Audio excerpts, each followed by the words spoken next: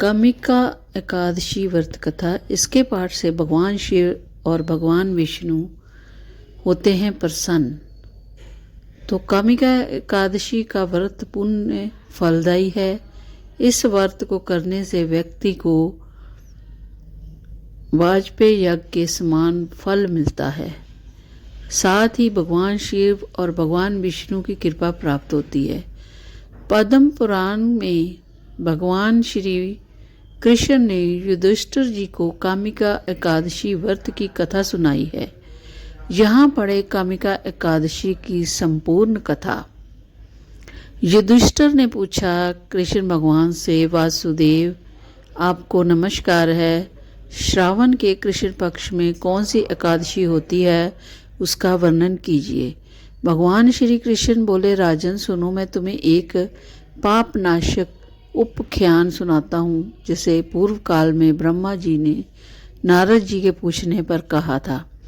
नारद जी ने प्रश्न किया, भगवान कमल आसन में आपसे यह सुनना चाहता हूँ कि श्रवण के कृष्ण पक्ष में जो एकादशी होती है उसका क्या नाम है, उसे कौन से देवता हैं तथा उससे कौन कौन सा पुण्य होता है।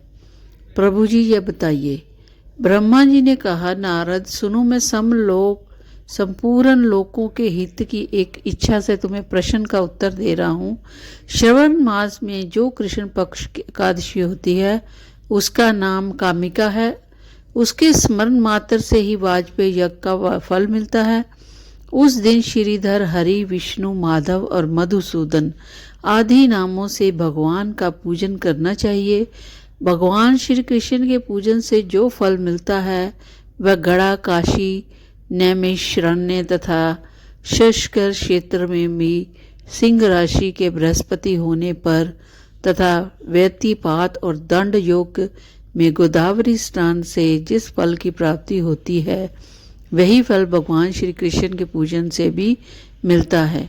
जो समुद्र और वन सहित समूची पृथ्वी का दान करता है तथा जो कामिका एकादशी का व्रत करता है, ये दोनों समान फल के भागी माने गए हैं।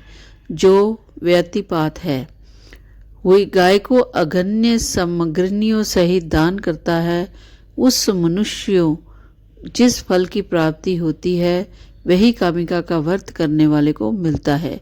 जो नर श्रेष्ठ श्रावण मास में भगवान श्रीधर की पूजा करता है उसके द्वारा गंधर्वों और नांगों सहित संपूर्ण देवताओं की पूजा हो जाती है। अतः यथाशक्ति पूरा प्रयत्न करके कामिका के दिन श्री हरि का पूजन करना चाहिए। जो पाप रूपी सड़क से भरे हुए संसार समुद्र में डूब रहे हैं उनके उद्धार करने के लिए कामिका व्रत सबसे उत्तम है।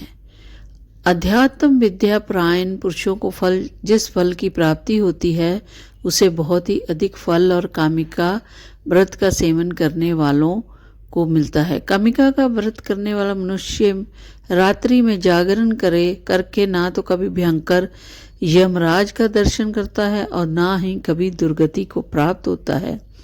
लाल मणि, मोती, वैदरे और मूंगे आदि से पूजित होकर भी भगवान विष्णु कैसे संतुष्ट नहीं होते, जैसे तुलसी दल से पूजित होने पर होते हैं। जिसने तुलसी की मंजरियों से केशव का पूजन किया है उसके जन्म भर का पाप नष्ट हो गया है।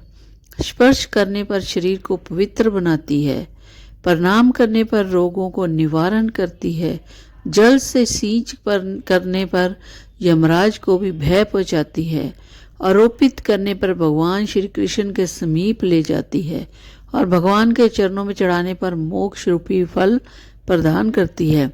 उस तुलसी किया देवी का नमस्कार है। जो मनुष्य एकादशी को दिन रात कारक दीप दान करता है उसके पुण्य की संख्या चित्रगुप्त भी नहीं जानते। एकादशी के दिन भगवान श्री कृष्ण के सम्मुख जिसका दीपक जलता है उसके पितर स्वर्गलोक में स्थित होकर अमृत पान से तृप्त होते हैं। घी अवश्य तिल के तेल से भगवान के सामने दीपक जलाकर मनुष्य देह त्याग के पश्चात करोड़ों दीपकों से पूजित हो स्वर्गलोक में जाता है।